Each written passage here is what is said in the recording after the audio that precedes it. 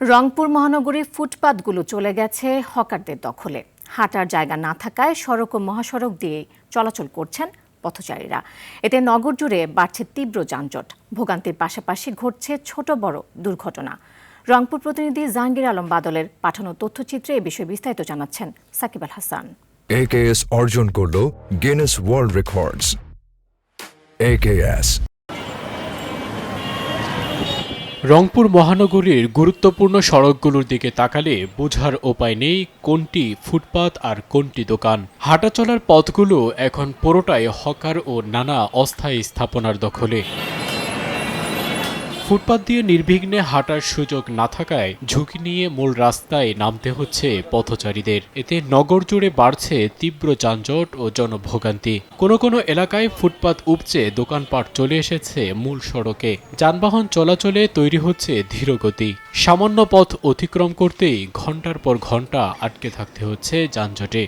ফুটপাত যদি ক্লিয়ার হতো তাহলে আমরা ফুটপাত দিয়ে যাতায়াত করতাম, কিন্তু এখন রাস্তা দিয়ে যাতায়াত করতে হচ্ছে ফুটপাত বন্ধের জন্য। ফুটপাতের এখন অনেক খারাপ অবস্থায়, যে মনে করেন রাস্তার সাইডে সাইডে দোকান দিয়ে রাখছে, মানে হাঁটা যায় না।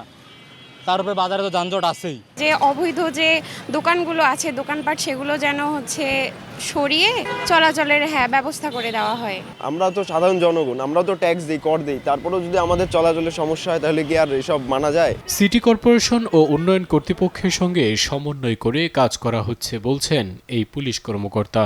রংপুর সিটি কর্পোরেশন আছে, রংপুর উন্নয়ন কর্তৃপক্ষ আছে, ওনাদেরকে নিয়েই আমরা কাজ করে যাচ্ছি। এটা আসলে একটা সমন্বিত পদক্ষেপ নিতে হয়, এটা এককভাবে নয়। দ্রুত আইনি ব্যবস্থা নেওয়ার কথা জানালেন জেলা প্রশাসক। আমরা যৌথভাবে আপনার সম্মিলিত অভিযান পরিচালনা করে এই ফুটপাতগুলো দখলমুক্ত করার দ্রুত ব্যবস্থা নেব। প্রশাসনের নাকের ডগায় বছরের পর বছর চলা এসব অনিয়ম বন্ধে কবে ব্যবস্থা নেবে সংশ্লিষ্ট কর্তৃপক্ষ তা দেখার অপেক্ষায় নগরবাসী। সাকিব আল হাসান, RTV।